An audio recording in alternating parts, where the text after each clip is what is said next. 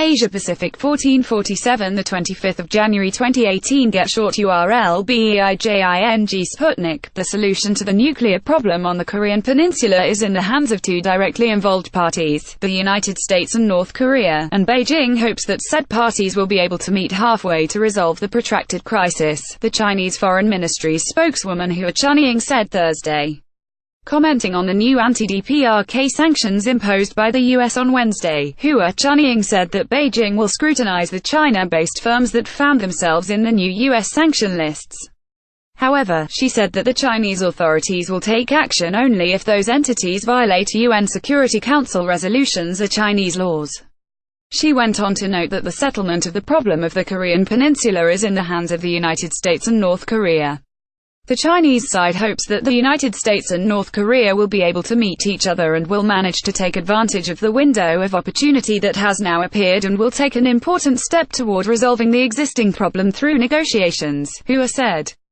The Chinese side notes that the situation on the Korean Peninsula has relaxed more than ever and expects this trend to continue, the diplomat said. We hope that the positive trend of cooperation between Seoul and Pyongyang will continue, and at the proper time it will be able to switch to a political dialogue on a settlement on the Korean Peninsula, which is extremely important. It is also very important that this constructive interaction between North and South Korea is transferred to a dialogue between the United States and North Korea, she stressed.